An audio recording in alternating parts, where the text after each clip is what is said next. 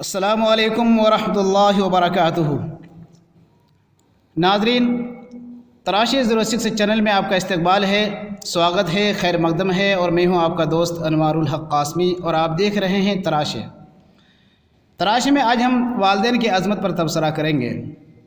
ناظرین، آپ سے درخواست ہے کہ آپ پوری ویڈیو کو دیکھیں، سبسکرائب کریں، بیل آئیکن کو دبائیں اور ویڈیو کو لائک کریں۔ ناظرین اکرام، بڑے خوش قسمت ہیں وہ لوگ جن کے والدین باحیات ہیں۔ دنیا کی نعمتوں میں سب سے اعلیٰ اور افضل نعمت ماں باپ ہی ہیں۔ والدین کی شفقت کا سایہ اتنا گھنا اور پرسکون ہوتا ہے کہ ان کے اٹھ جانے کے بعد والدین کی قدر معلوم ہوتی ہے۔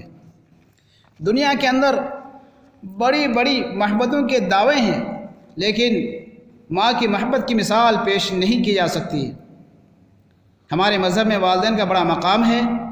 اس کا اندازہ اس بات سے لگایا جا سکتا ہے کہ خود حضرت محمد رسول اللہ صلی اللہ علیہ وسلم نے فرمایا کہ 15ویں شعبان کی رات اللہ تبارک و تعالی عام معافی اور بخشش کا اعلان فرماتا ہے، لیکن پھر بھی 4 اشخاص یعنی 4 قسم کے لوگ ایسے ہیں جن کی اس رات بھی بخشش نہیں ہوتی۔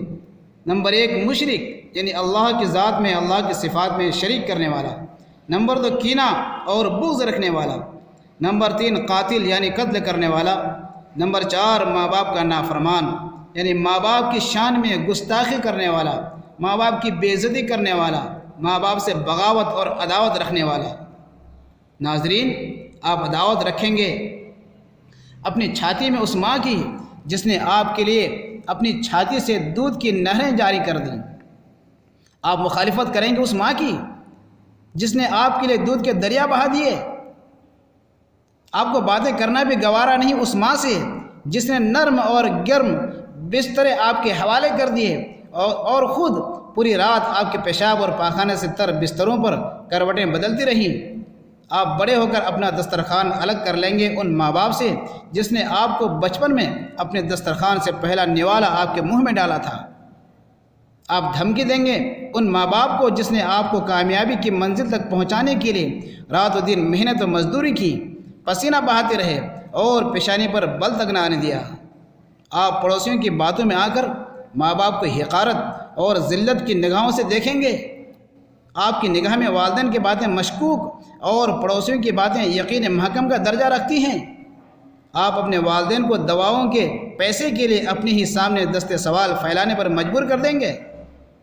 جو والدین خون جگر بیچ کر، جسم کے اعضاء بیچ کر، اپنی ساری پراپرٹیز جائیدادیں بیچ کر اپنی اولاد کی صحت کے لیے ہسپتالوں میں ڈاکٹروں کے سامنے ہاتھ جوڑ کر روتے گڑ گڑاتے اولاد کی صحت مانگتے پھرتے ہیں۔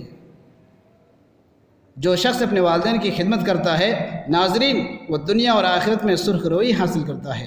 نبی کریم صلی اللہ علیہ وسلم کی حدیث ہے کہ اولاد کو چاہیے کہ اپنے والدین کے ساتھ عاجزی و انکساری کرتے رہیں، بلکہ عاجزی اور انکساری کے پر ان کے سامنے پھیلا دیں۔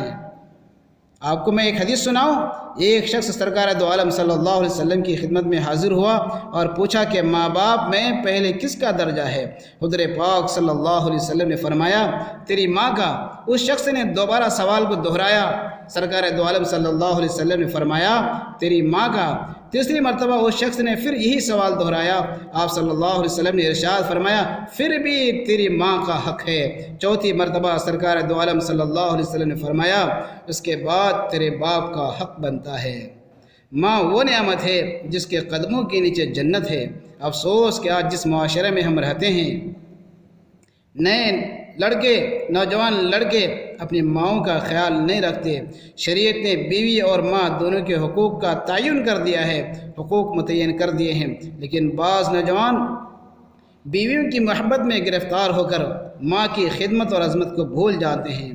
انہیں معلوم ہونا چاہیے کہ ان کی پیاری پیاری بیوی اگر اللہ کو پیاری ہو جائے تو دوبارہ پھر پیاری پیاری بیوی ان کی زندگی میں آ سکتی ہے، لیکن ان کی پیاری پیاری ماں اگر اس دنیا سے چلی جائے تو پھر پیاری ماں تو دور کی بات ہے، ماں کا تصور بھی نہیں کیا جا سکتا۔ ایک روایت میں آتا ہے کہ ماں کی دعا 70 نبیوں کے برابر ہے، یعنی 70 نبیوں کی دعاؤں کے برابر ہے۔ ایک مرتبہ صحابہ کرام رضوان اللہ تعالی علیہم اجمعین نے حضور پاک صلی اللہ علیہ وسلم کے حضور عرض کیا کہ ایک صحابی موت اور حیات کی کشمکش میں مبتلا ہیں، اور ایسی حالت ہے کہ نہ دم نکلتا ہے اور نہ ہی بچنے کی امید ہے۔ حضور پاک صلی اللہ علیہ وسلم صحابہ کرام رضوان اللہ تعالیٰ علیہم اجمعین کے ہمراہ ان کے گھر تشریف لے کر گئے۔ پوچھا آیا اس صحابی کی ماں زندہ ہے یا نہیں؟ بتایا گیا کہ وہ زندہ ہیں۔ قربان جائیے انداز نبوت پر کہ آپ صلی اللہ علیہ وسلم چونکہ آدمیوں کو پہچانتے تھے، مزاج کو پہچانتے تھے، ماہر نفسیات بھی تھے اور ماہر علاج بھی۔ آپ سے بڑھ کر کے کون دنیا میں ڈاکٹر ہو سکتا ہے؟ آپ صلی اللہ علیہ وسلم سمجھ گئے کہ کچھ معاملہ گڑبڑ نظر آتا ہے۔ حضور پاک صلی اللہ علیہ وسلم نے پوچھا یہ بتاؤ کہ اس شخص کی ماں اس سے راضی ہے یا ناراض؟ معلوم ہوا کہ اس صحابی سے ماں ناراض ہے۔ سرکار دو عالم صلی اللہ علیہ وسلم نے فرمایا بس یہی وجہ ہے کہ ان کی موت آسانی سے نہیں آ رہی ہے۔ آپ صلی اللہ علیہ وسلم نے پیغام بھیجا کہ اماں خدا کے واسطے اپنے بیٹے کو معاف کر دو، لیکن بڑی اماں نے اپنے بیٹے کو معاف کرنے سے انکار کر دیا۔ آقا نامدار فخر موجودات و کائنات حضرت محمد رسول اللہ صلی اللہ علیہ وسلم نے حکم دیا کہ لکڑیاں اکٹھی کی جائیں۔ صحن کے اندر لکڑیاں جمع ہو گئی۔ بڑھیا غور سے یہ منظر دیکھ رہی تھی۔ پوچھا کہ کیا ہونے والا ہے؟ حضور پاک صلی اللہ علیہ وسلم نے فرمایا تیرے بیٹے کو ان لکڑیوں کی آگ میں زندہ جلانے کا پروگرام ہے۔ بڑی اماں فوراً کہنے لگی کہ اس طرح تو میرا بیٹا جل کر مر جائے گا۔ حضور پاک صلی اللہ علیہ وسلم نے فرمایا تم دنیا کی آگ میں تو اپنے بیٹے کو جلانا پسند نہیں کرتی ہو، لیکن جہنم کی آگ میں جلانا پسند کیوں کرتی ہو جو اس سے 70 گنا زیادہ حدت والی ہے۔ بات بڑھیا کے سمجھ میں آ گئی، کہنے لگی میں اپنے بیٹے کو معاف کرتی ہوں یا رسول اللہ۔ ادھر ماں نے معافی کا اعلان کیا، ادھر صحابی رسول صلی اللہ علیہ وسلم نے کلمہ پڑھا اور جنت میں داخل ہو گئے۔